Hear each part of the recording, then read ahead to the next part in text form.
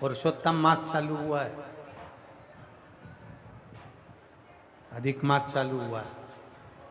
मास के महीने में पंचमुखी हनुमान का एक स्मरण, पंचमुखी हनुमान का एक भाव। महाराज जैसे बहुत ज्यादा तकलीफ अगर व्यक्ति को हो गई है, बहुत कष्टमय जीवन चल रहा है, हार गए हर जगह से और तकलीफमय जीवन चल रहा है, तो पंचमुखी हनुमान का एक शिव महापुराण का और स्कंद पुराण का एक बड़ा सुंदर मंत्र है। उस मंत्र को आप सब एक बार हमारे साथ में बोलें। ओम नमो हनुमते रुद्र अवताराय सर्व शत्रु संहारणाय सर्व रोग हराय सर्व वशीकरणाय रामदूताय स्वाहा। बस इस मंत्र को हाथ में काली तिल लेकर, एक जौ लेकर और गूगल लेकर, थोड़ा सा उसमें गाय का घी डालकर, कंडे को या अग्नि को जलाकर इस मंत्र का 11 बार 21 बार जाप कर कर अपनी कामना कर कर छोड़ दीजिए। कैसा भी रोग हो, बीमारी हो, कष्ट हो, दुख हो, तकलीफ हो, 21 दिन के अंदर वो आनंद आना प्रारंभ कर देता है। महाराज इस मंत्र, स्कंद पुराण का, शिव महापुराण का ये मंत्र मूल पंचमुखी हनुमान सुख देंगे। और एक और चीज याद रखिए महाराज, यदि कोई काम के लिए जा रहे हो, कोई व्यापार के लिए जा रहे हो या नौकरी करने के लिए जा रहे हो और लगी नहीं रही, बहुत तकलीफ पा रहे हो, सर्विस ही नहीं लग रही, बहुत कष्टमय हो गया, तो निवेदन करूंगा 5 पीपल के पत्ते पर बेसन के 5 लड्डू घर में बने हुए, गाय के घी के 5 लड्डू रख लो। उस लड्डू के बीचों बीच एक आटे का दिया और उसमें तिल्ली का तेल डालकर इसी मंत्र का प्रयोग कर कर पंचमुखी हनुमान का किसी भी हनुमान के मंदिर में जाकर, दक्षिण मुखी हनुमान के मंदिर में जाकर उसको रख कर आ जाइए। इसके बाद आप उस काम के लिए जाइए, आपका काम सफल हो जाएगा। आपको किसी को नहीं कहना पड़ेगा कि हाथ जोड़ना नहीं पड़ेगा, किसी के पांव नहीं पड़ना पड़ेंगे, तुरंत काम होगा। बस इस मंत्र का स्मरण कर कर पंचमुखी हनुमान का भूतेश्वर जो मंत्र है वो सुख देने वाला। काम करने जा रहे हो, बहुत बड़ा यज्ञ अनुष्ठान, विवाह, शादी आदि फंक्शन करने जा रहे हो, 4 दिन 8 दिन के लिए आप घर से बाहर जा रहे हो और आपको लगता है कि घर में ताला कैसे लगाएं, तो निवेदन है एक तांबे के कलश में जल भर लीजिए और जल भरकर उसमें थोड़ी सी काली तिल डाल दीजिए, भूतेश्वर शिव का नाम लेकर। कौन से शिव का? भूतेश्वर, शमशानवासी भूतेश्वर शिव का नाम लेकर काली तिल डाल दीजिए, कलश को प्लेट से ढक दीजिए, घर के किसी भी भाग में उसको रख दीजिए। उसके बाद आप चले जाओ। किसी की सामर्थ्यता नहीं है कि उस घर में कोई पांव रखे, किसी की सामर्थ्यता नहीं है। और अगर कोई भूले से पांव भी रख दिया तो 22 दिन या 21 दिन के अंदर उसको, जैसे लोगों को हवा आती है, बस उसको चक्कर आना चालू हो, बाल खोल खोल के घुमा मिलेगा। शास्त्र प्रमाण करता है हमारा भूतेश्वर शिव। ये कलश जो होता है ना, जल का जो पात्र होता है, ये साधारण नहीं होता, सहज नहीं होता। महाराज आप सबको मालूम होगा कि एक बार भगवान राम जी महाराज को, लक्ष्मण को, लंकाधिपति रावण जो था, उस लंकाधिपति रावण ने देखा कि मेरी सेना जब हारने लगी, मेरी सेना जब हार रही है, तो लंकाधिपति रावण ने अहिरावण को बुलाया, मायावी अहिरावण, और अहिरावण को बुलाकर कहा, भाई अहिरावण मेरी सेना हार रही है, तू ऐसा करके सबको चपत कर दे। अहिरावण ने ऐसा चाल चला कि सबको बेहोश कर दिया, सबको मूर्छा दे दी अहिरावण ने, और राम और लक्ष्मण को उठाकर अहिरावण पताल में ले गया। यह अहिरावण देवी की आराधना करता था, और वो भी जगदम्बा काली की आराधना। रावण शिव की आराधना करता था, विभीषण नारायण की आराधना करता था, और अहिरावण जगदम्बा की आराधना करता था। अब वही रावण राम और लक्ष्मण को ले जाकर पताल में छुपा दिया। चारों तरफ हाहाकार मच गई। विभीषण को लगा आखिर हुआ क्या, ये सब सो गए, बेहोशी में पड़े हुए हैं, इनको मूर्छा आ गई, क्या हुआ क्या है। तब विभीषण के पास में श्री हनुमान जी महाराज आए। केवल दो ऐसे थे जिनको मूर्छा नहीं छाई थी, एक विभीषण और एक हनुमान, क्योंकि हनुमान शिव का अवतार, रुद्र का अवतार, शंकर का एक स्वरूप। बेहोशी नहीं छाई। हुआ क्या, विभीषण ने कहा हनुमान बस मैं इतना सा पूछना चाहता हूं कि मेरे ऊपर तो माया चलती नहीं पर तुम्हारे ऊपर माया नहीं चली, इसका कारण क्या। हनुमान जी ने कहा मेरे ऊपर माया आ भी नहीं सकती क्योंकि मैं रुद्र का अवतार हूं, शंकर का अवतार। यदि आप शंकर का अवतार हो तो उस शंकर को याद कर कर बताओ कि राम और लक्ष्मण गए कहां हैं। हनुमान जी महाराज ने उसी समय पर अपने इष्ट भगवान राम का स्मरण कर कर शंकर भगवान को जानने के लिए तुरंत हनुमान कहां पहुंचे, जहां पर जितने रावण के सैनिक मरते थे और उनका जहां अंतिम संस्कार होता था उस शमशान में पहुंच गए हनुमान। और हनुमान जी महाराज जहां रावण के सैनिक का अंतिम संस्कार हो रहा था उस शमशान में जहां भूतेश्वर बैठा हुआ था, मेरा भूतनाथ, मेरा भगवान भोला भंडारी बैठा हुआ था। हनुमान जी ने जाकर कहा हे भूतनाथ, हे भूतेश्वर, हे शंभु, हे त्रिकालदर्शी, हे चिलम्बासी, हे कुबेर का भंडार भरने वाले कुबेरेश्वर, कृपा करिए बता दीजिए कि राम कहाँ है। भूतेश्वर खड़े होकर बोले हनुमान मैं तेरे साथ चलता हूं, तेरे भीतर समाहित होकर पताल में चल।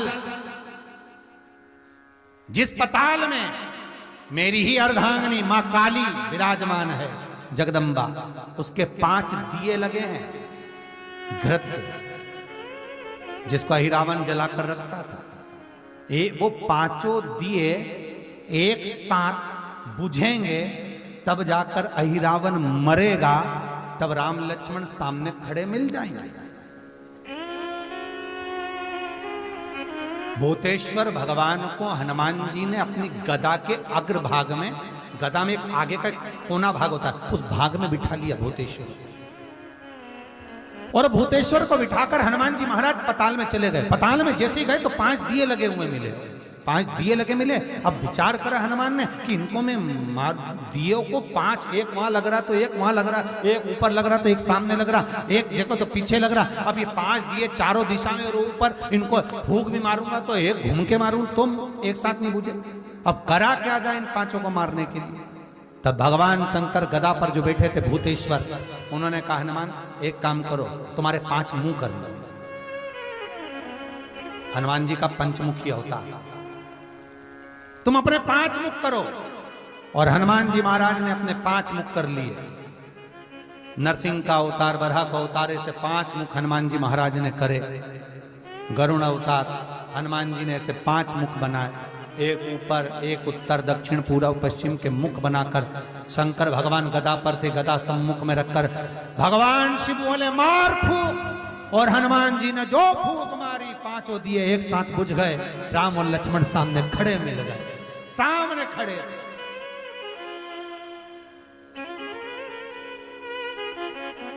सम्मुख खड़े। हनुमान जी ने राम लक्ष्मण को प्रणाम कर कर भूतेश्वर से कहा नाथ आप कहां रहेंगे, मैं आपको कहां छोड़ूं, क्योंकि अब मुझे राम लक्ष्मण को लेकर जाना है तो आपको तो छोड़ना पड़ेगा। भूतेश्वर नाथ कहते हैं ये जल का जो पात्र भरा हुआ है, ये कलश भरा हुआ है, इस जल के पात्र में मुझे छोड़ दे। हनुमान जी महाराज जल के पात्र में जब छोड़े, जैसे ही छोड़े जल के पात्र के अंदर भूतेश्वर विराजमान हुए तो भगवान हनुमान जी ने कहा नाथ जैसे आज आपने मेरी लाज रखी, रक्षा करी और किसी को आने नहीं दिया, विनती स्वीकार करना, आपका जल पात्र भूतेश्वर के नाम से काली तिल से जहां रखा जाए उस गृह में कोई प्रवेश ना कर पाए। शिव जी ने वचन दे दिया, मेरी चंडियां 64 योगनियां, डाकनी, पिशाचनी, चुड़ैल और भूत इस कलश के विराजमान होते ही सर्वस्व फैल जाते हैं, फिर अंदर कोई नहीं आ सकता, भीतर प्रवेश नहीं हो सकता।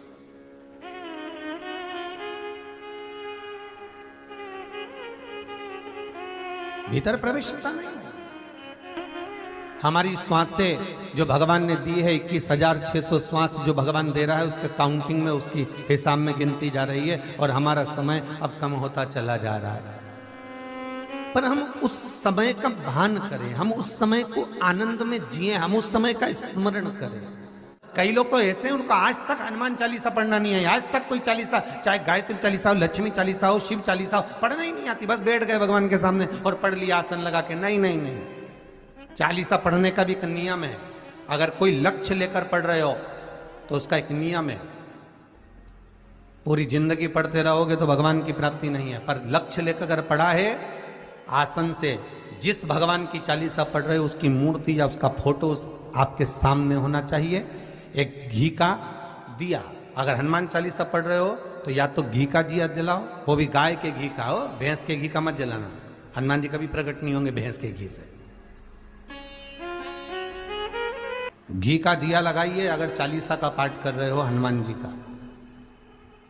और बहुत ज्यादा संकट है, बहुत ज्यादा परेशानी है, तो हनुमान चालीसा का पाठ करो तो तिल्ली के तेल का दिया लगाओ, काली तिल के तेल का दिया, तिल का तेल का दिया हनुमान जी के सामने आसन बिछाकर।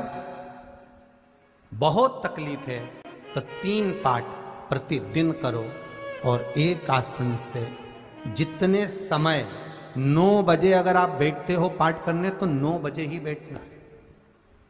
11 दिन तक प्रतिदिन 3 पाठ रोज करो।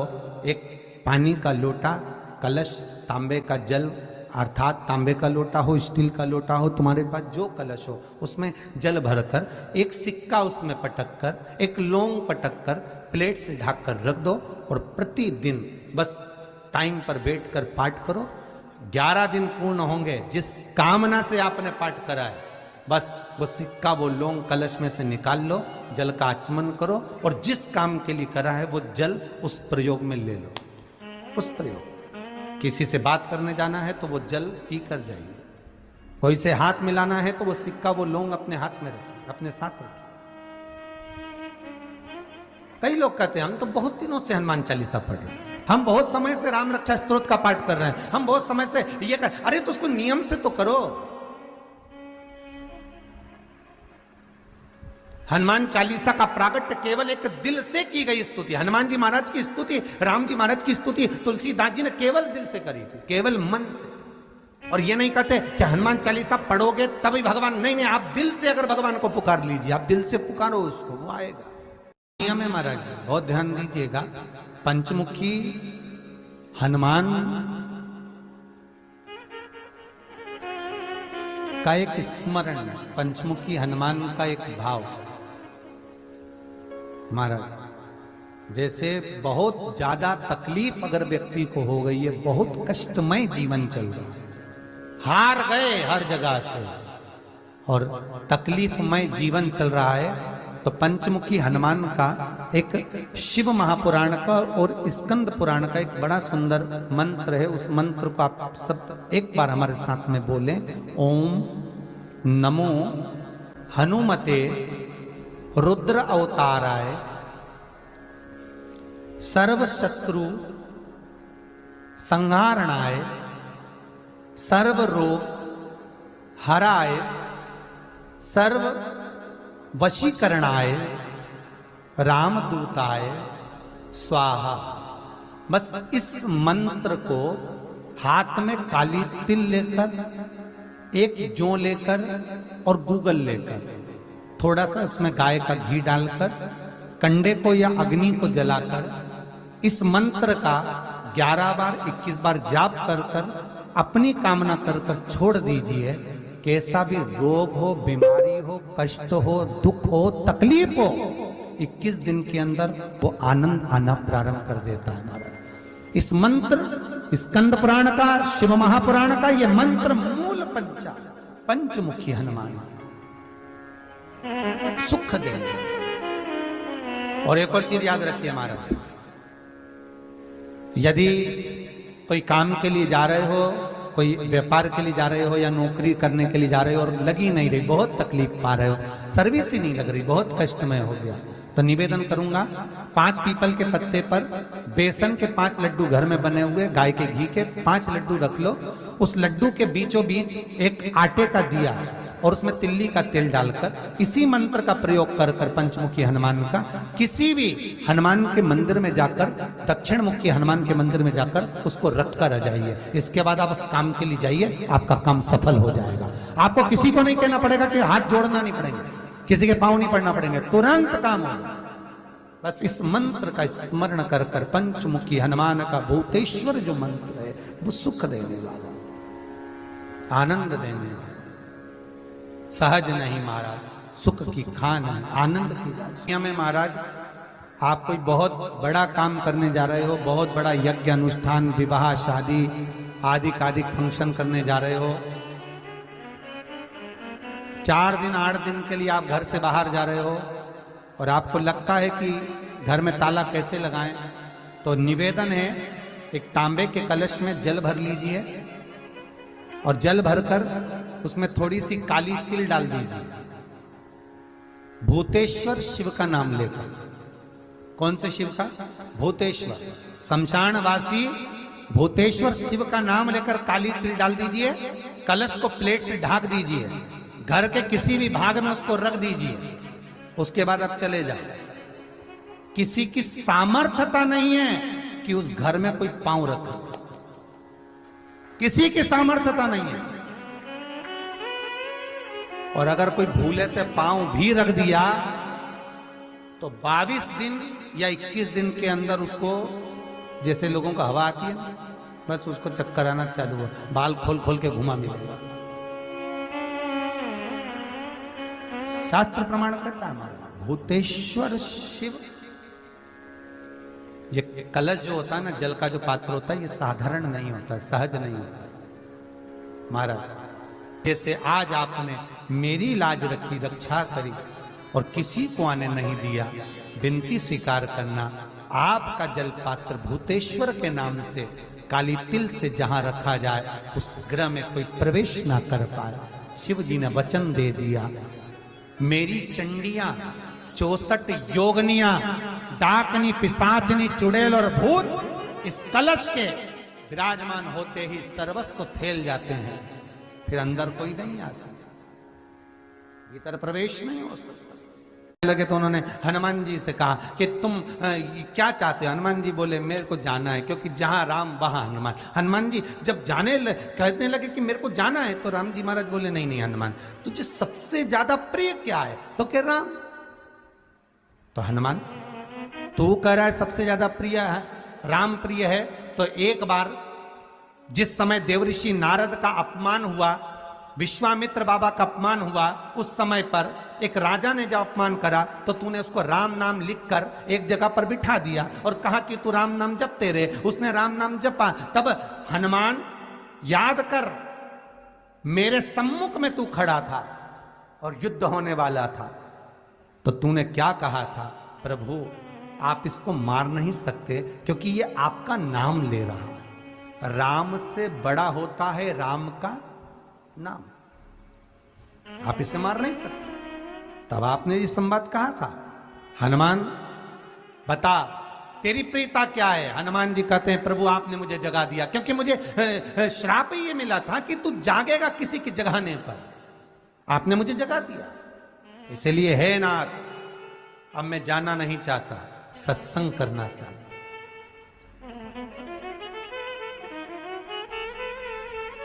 श्री राम जी का चरित्र है। अब मैं सत्संग करूंगा, भजन करूंगा, नाम जाप करूंगा। पर राम जी जानते हैं हनुमान से कहा, हनुमान मेरा जाने का समय आ गया, मुझे तो जाना पड़ेगा ना। सीता पृथ्वी में चली गई, मुझे भी जाना है। मैं सरयू के जल में अपने प्राणों को त्यागूंगा, मानव का शरीर है, इसको त्यागना तो पड़ेगा ना हनुमान। हनुमान जी बोले तो त्याग दो, त्यागने में क्या दिक्कत है, त्यागो आप तो। पर दिक्कत एक बहुत बड़ी है। तो राम जी ने जैसी कहा दिक्कत बहुत बड़ी है, तो हनुमान जी पूछे ऐसी कौन सी दिक्कत है? हनुमान जी के शब्द सुने तो राम जी बोले, जब जिस समय पर तुम सूर्य को निगल गए थे, इंद्र को क्रोध आया था और इंद्र ने तुम पर वज्र का जब प्रहार करा था, जब वज्र का प्रहार इंद्र ने करा, तब तुम्हारा नाम हनुमान हुआ। तब सारे देवी देवताओं ने तुम्हें वर प्रदान करा। उस जगह पर यमराज भी खड़ा था। तो यमराज ने तुम्हें वर दिया था कि जहां हनुमान होगा वहां यमराज नहीं होगा। अब दिक्कत यह है कि मुझे प्राण त्यागना है और तू मुझे 1 मिनट के लिए नहीं छोड़े, तो यमराज आएगा कैसे? दिक्कत वहां अड़ी पड़ी है।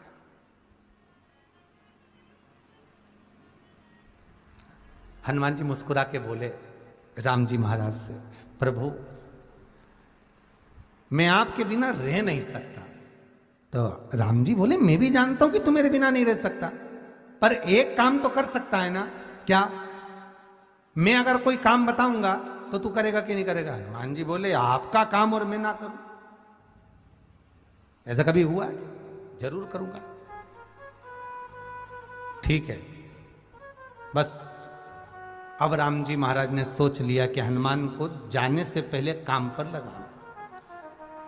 अब वो कौन सा काम था? बोलो रे भाई। हनुमान जी को कहां काम पर लगाया राम जी ने? किस जगह पर काम पर लगाया? अरे सभी ने रामचरितमानस सुनी है, खूब सुनी, जल्दी बताओ। राम जी महाराज ने प्राण त्यागते समय, सरयू जी में प्राणों को देते समय, राम जी ने हनुमान जी को किस काम में लगाया था?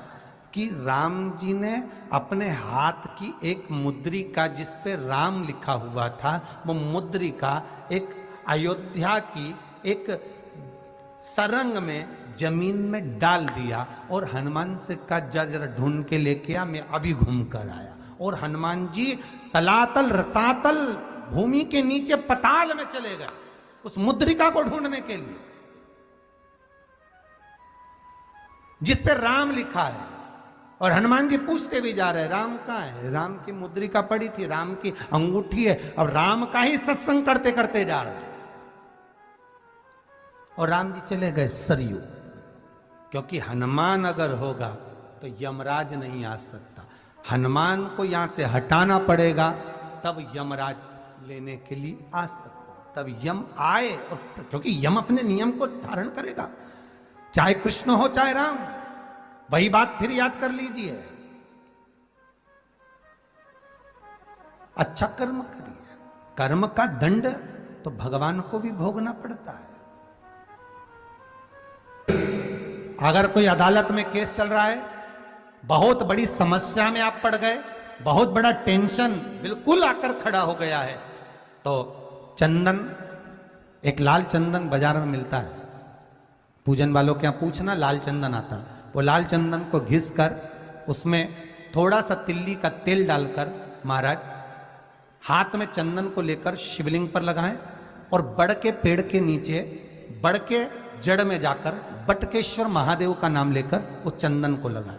उसी चंदन का हाथ किसी रुमाल पर लगा लीजिए और उस रुमाल को जेब में रखकर, कोई बहुत ज़्यादा दिक्कत और परेशानी है उस स्थान पर उसको लेकर बैठ जाइए। मन को भी शांति होगी, कार्य भी सफल होगा और सफलता प्राप्त होगी। बस तुमरुका जी का नाम का उसमें स्मरण करना है, कोई सहज नाम नहीं है। फिर निवेदन करूंगा, नारी अगर बच्चे को जन्म देती है और बच्चा 4 महीना 6 महीने तक गर्भ में रहता है, उसके बाद अवर्षण हो जाता है, तो एक नरियल पर, श्रीफल पर स्त्री के हाइट की मोली, मोली मतलब नाड़ा जो हाथ में बांधते हैं, लच्छा, उसको नाप लीजिए और तुमरुका जी का नाम लेकर उस नरियल पर लपेटकर अपना नाम और गोत्र बोलकर शंकर जी के शिवलिंग के पास में जो जलाधारी होती है चारों तरफ शिवलिंग के पास में, वहां रख दीजिए।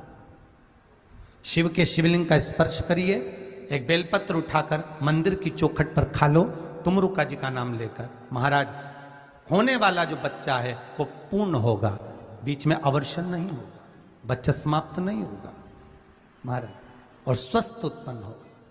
ये तुमरुका जी का नाम जीवन में सुख की अनुभूति कराने वाला है, आनंद की अनुभूति कराने। कई माताएं कहती है, गुरुजी हमने सफेद आंकड़े की जड़ बांधी और मान लो संतान हुई, और कई ऐसी हैं जिन्होंने बांधी और तो नहीं हुई है, तो उसके लिए भी ध्यान रखिएगा। 18 साल हो जाएं, 17 साल हो जाएं, 10 साल हो जाएं, 12 साल हो जाएं और घर में बच्चा नहीं है, संतान नहीं है, तो प्रयास करना सफेद आंकड़े की जड़ को लेना, तुमरुका जी का नाम लेकर 21 बार शिवलिंग पे से घुमाना, रजस्वला धर्म के 7वें दिन कमर पर बांध लेना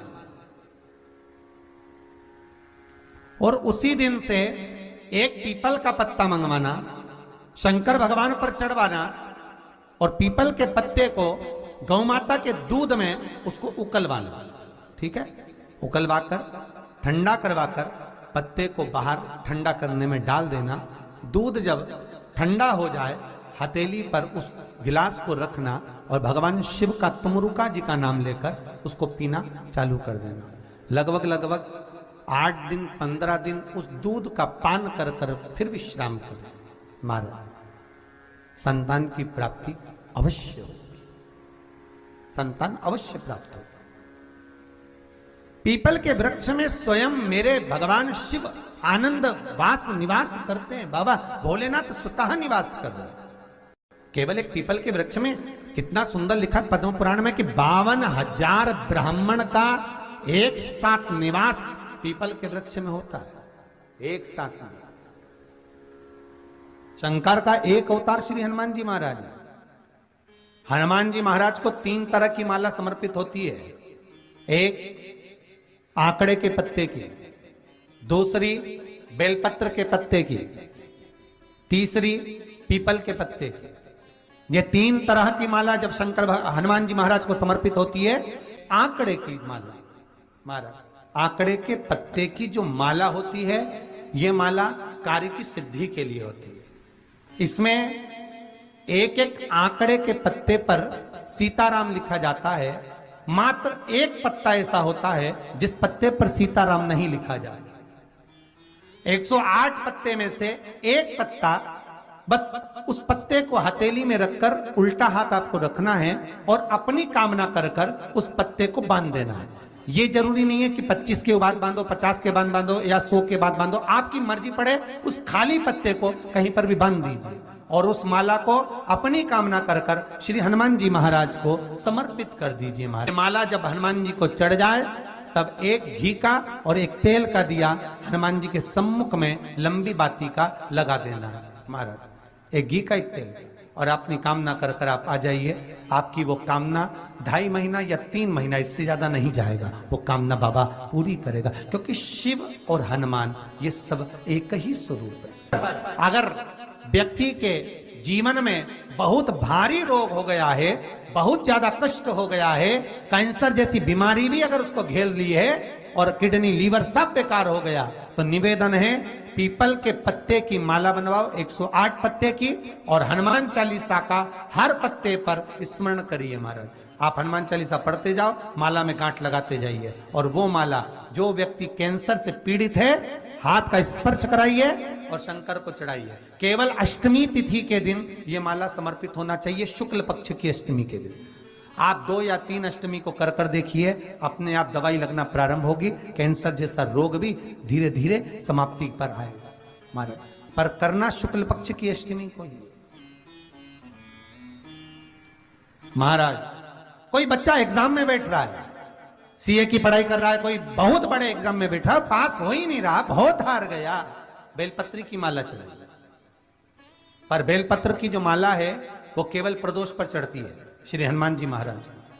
आप बेलपत्र की माला चढ़ाओ, 108 बेलपत्र आप श्री शिवाय नमस्तुभ्यम मंत्र का जाप कर कर गांठ लगाकर भगवान श्री हनुमान जी महाराज के सामने पहुंचकर माला को सीधी रखकर, जो व्यक्ति एग्जाम में बैठ रहा है, नौकरी के लिए, अन्य पढ़ाई के लिए, अगर कंपटीशन एग्जाम में भी बैठ रहा है, तो माला को हनुमान जी महाराज, और हनुमान जी कौन से होना चाहिए? पूर्वमुखी। हनुमान दक्षिण मुखी नहीं चाहिए, पूर्व में जिन हनुमान जी का मुख हो वो माला ऐसी समर्पित कर कर हनुमान चालीसा का पाठ कर कर 3 बार स्मरण कर कर माला श्री हनुमान जी को पहना दीजिए। ऐसा कोई एग्जाम नहीं जिसमें से आप निकल ना पाए महाराज, पर करना आपको पड़ेगा। प्रदोष का दिन होना चाहिए,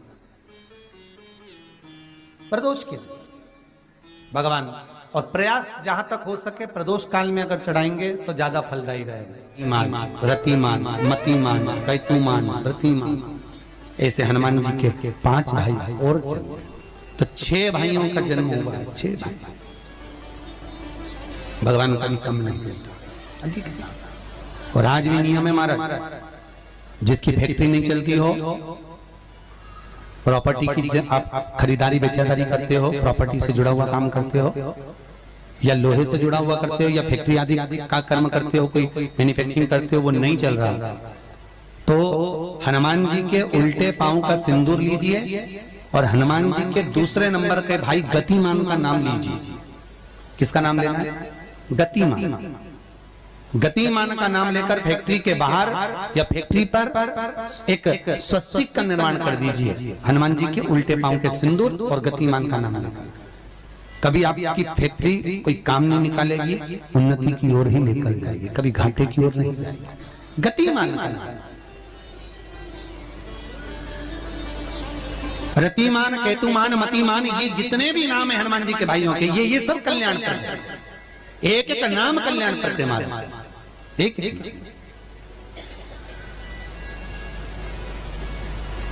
महाराज। वो जिन बच्चों को निमोनिया हो जाता है ना, वो सर्दी का कोटा रहता है, बहुत सर्दी बच्चों को बनी रहती है, तो हर दिन 5-10 दिन में वापस दौड़ के डॉक्टर के पास लेके जाओ, फिर डॉक्टर के पास लेके, वैसे तो डॉक्टर के पास बच्चे आजकल के जमाने के जाते ही जाते हैं, हर 15 दिन 20 दिन में, तो इसके पीछे वो चले जाएं। एक हास्य व्यंग में हमसे पूछा किसी ने, महाराज जी आज के बच्चे बार बार हॉस्पिटल डॉक्टर क्यों जाते हैं? तो हमने कहा देखो भैया, बच्चा जहाँ जन्म लेता है उनसे प्रेम ज्यादा होता है। पहले नानी के घर में पैदा होता था, इसलिए नानी के घर ज्यादा जाता था, दादी के घर में ज्यादा पैदा होता था, इसलिए दादी के घर ज्यादा जाता था। आज के बच्चे हॉस्पिटल में ज्यादा पैदा होते हैं, इसलिए हॉस्पिटल ज्यादा घूमने जाते हैं।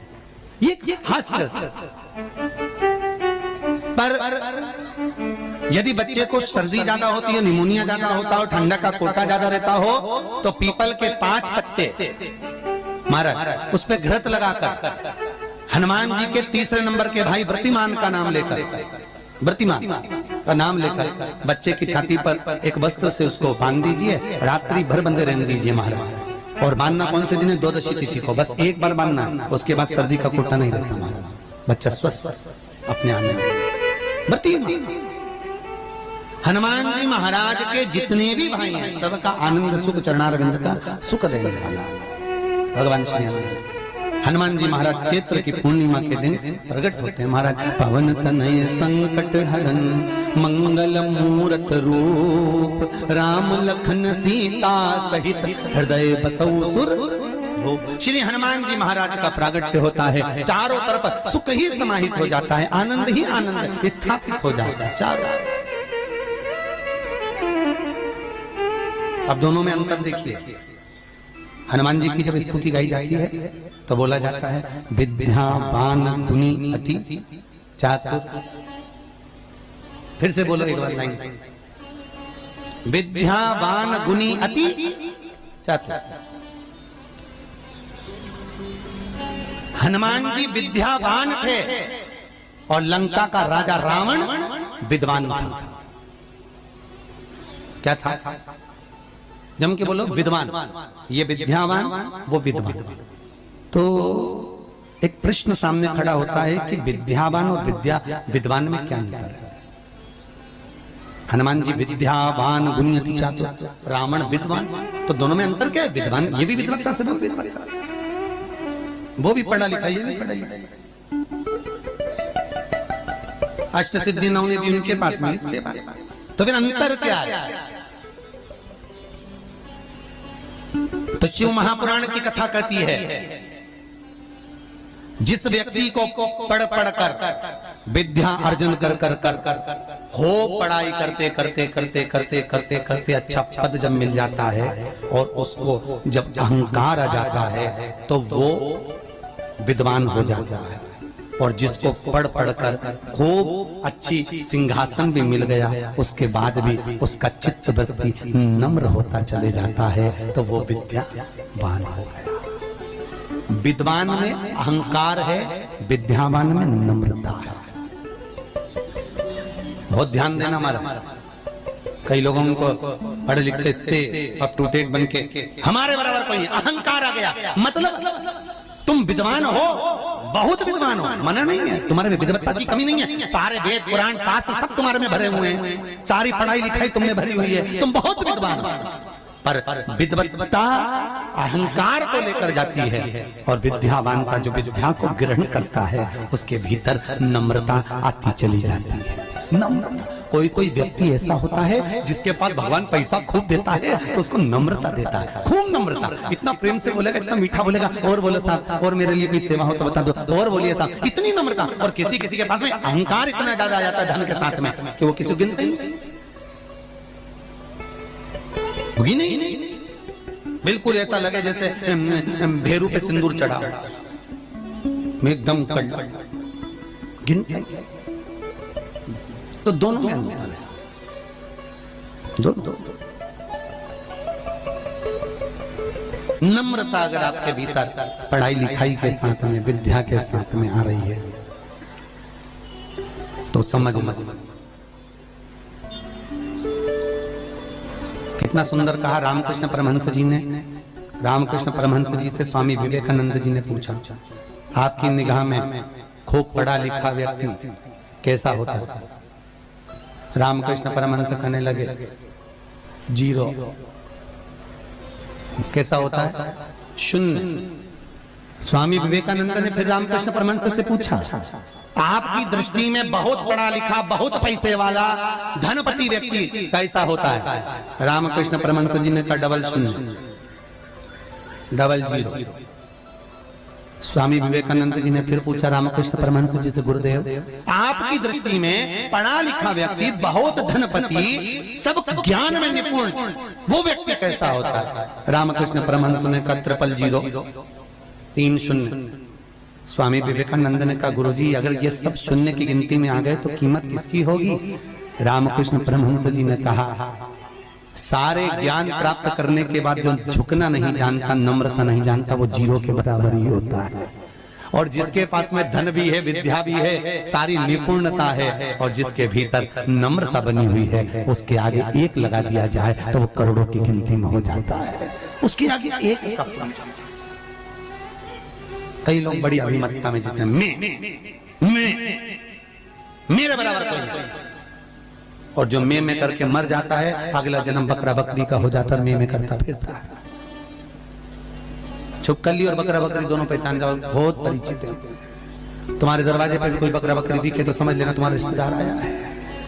मैं करके मर गया, मेरा घर, मेरी परिवार, मेरा कुटुंब, मेरी घर, मेरी गाड़ी, मेरा बंगला, मेरा मेरा मेरा करके मरा, बकरा बकरा मैं तो मैं अभिमतता।